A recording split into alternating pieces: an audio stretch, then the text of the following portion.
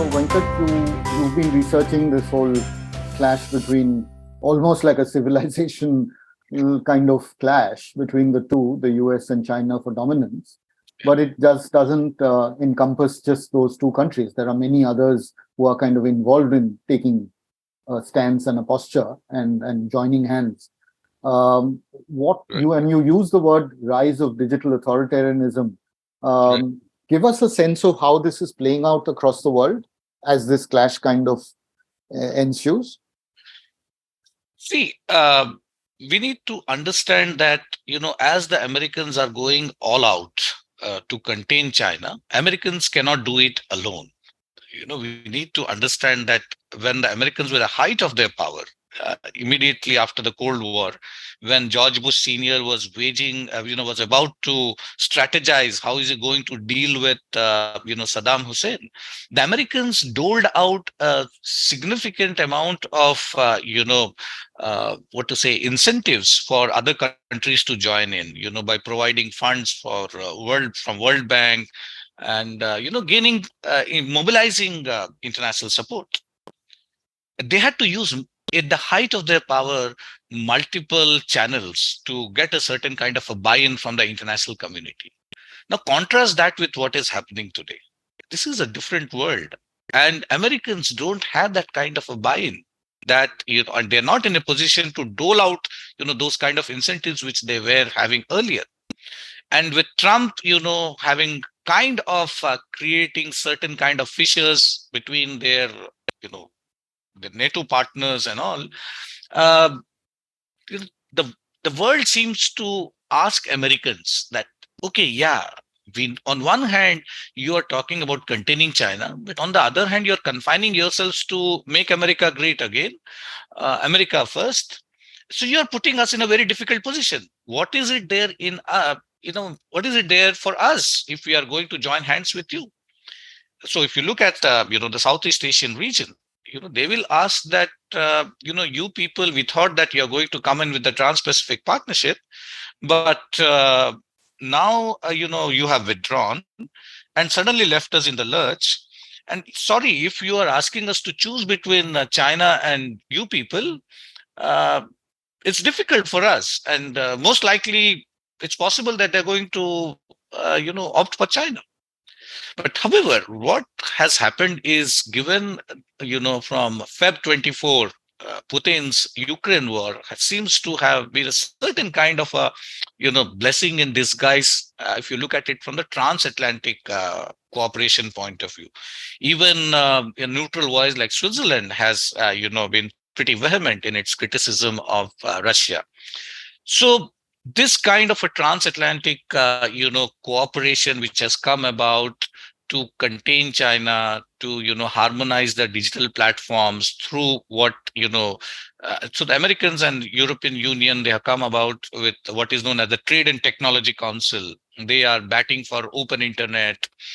They are trying to engage in very deep negotiations to harmonize their digital regulations. It won't be easy, but they have started exploring the various possibilities. The threat comes from already China has a certain navigation system called the Peito navigation system, which is used in you know some of their by automobile players like Geely and others.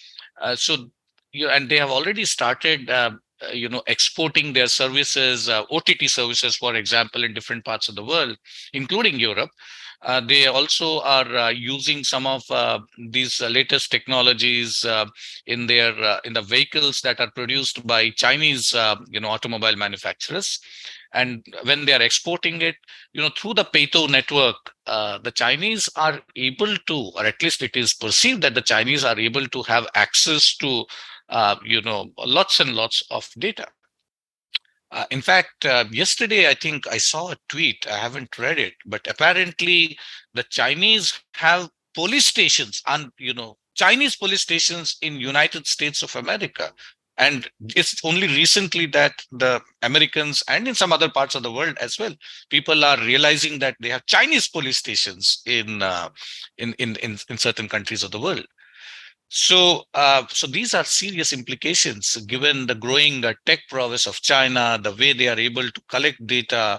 I mean, espionage of any sort, whether it is state espionage, corporate espionage, all that is going to become very, very difficult for the world to deal with. So I see that, there is a possibility that the larger democratic world is going to come together, but then it is for the Americans to strategize how are they going to get certain kind of alignment, what kind of a quid pro quo they would like to engage in. Got it.